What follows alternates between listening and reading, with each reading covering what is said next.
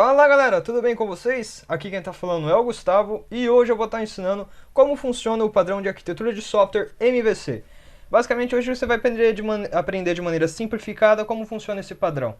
Bem, antes, o que é o MVC e por que eu vou utilizar esse padrão? Bem, basicamente o MVC ele permite você organizar muito melhor seu código e principalmente em questão de manutenção. Conforme você vai programando, por exemplo, seu sistema, ele vai tomando um tamanho muito... ele vai ficando muito complexo, digamos assim. Então, o padrão ajuda muito mesmo. Eu não entendia antes por que utilizar o MVC, né? Mas ele ajuda muito mesmo. Se você tem organizado, fica muito mais fácil de você achar o bug ou um problema no seu código. Então, vamos para o que interessa. Aqui na minha tela, eu tenho basicamente um modelo completo. Como funciona? Então, de maneira simples, como que eu poderia analisar isso? Eu tenho o browser, por exemplo, imaginam que é uma página de cadastro do Chrome, certo? Eu vou utilizar o Chrome aqui só para mostrar um projeto depois, mas isso eu faço depois. Bem, aqui então, vendo pela imagem. Imagina que eu quero listar um estado. Eu tenho uma lista de estados e eu tenho um botão ali no HTML para listar alguns estados, uma lista de estados, por exemplo. Então, como funciona? Eu faço requisição. Então, eu clico, por exemplo, para listar estados no botão ali em HTML, na página HTML, certo? Então, essa requisição vai para o controller, certo? Controller nosso ali. O que o controller vai fazer? Basicamente, Então, o que o controller vai fazer? Ele vai receber essa requisição lá do meu browser, do meu Chrome, por exemplo, onde que eu fiz o pedido de listar os estados. Então, o que vai acontecer? Ele vai ordenar lá para o model, que seria um modelo, uma listagem de estados. Então, o modelo é diretamente ligado com o banco de dados. Então, o controller vai falar assim, faz a listagem de estados para mim e retorna. Então, o model vai fazer isso. Ele vai lá, por exemplo, vai buscar todos os estados lá no SQL no banco de dados, e depois ele vai pegar isso e jogar de novo para o controller. O controller vai receber novamente. Bem, o que acontece após isso? Terminando isso, o controller vai receber do model, então, e o que ele vai fazer agora é pegar esses dados e renderizar para a view, que seria a nossa visualização. O que é a view? Alguma página HTML ou CSS. Então, imagina como se fosse a lista de estados em HTML, uma listinha. Então, essa lista, ela vai exibir todos os cadastros de estados, por exemplo, que eu tenho.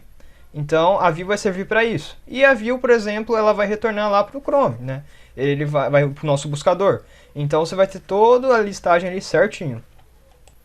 Então, resumindo, a gente tem o nosso model, que ele faz o gerenciamento de dados com o banco de dados.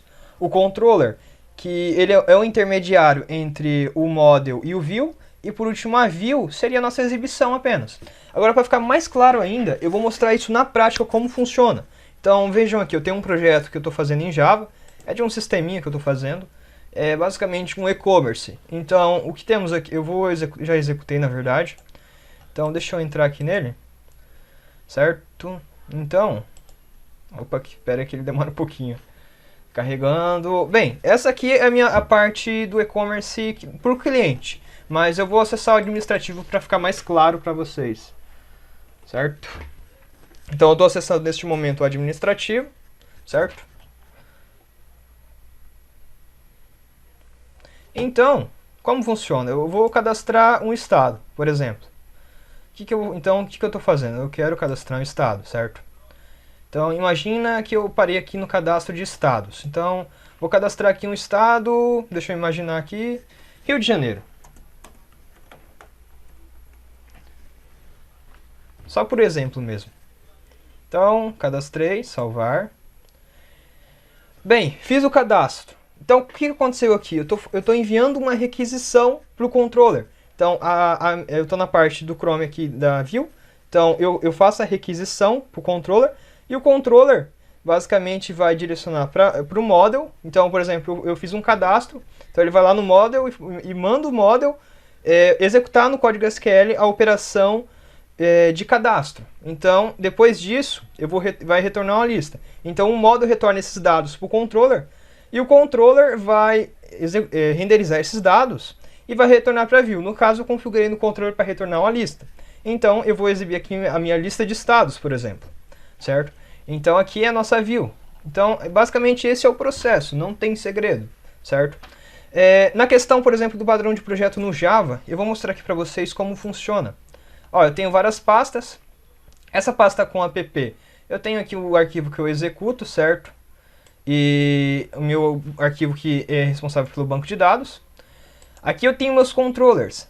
Cada coisa, cada tabela, cada cadastro, para cada cadastro eu tenho um controller específico, certo?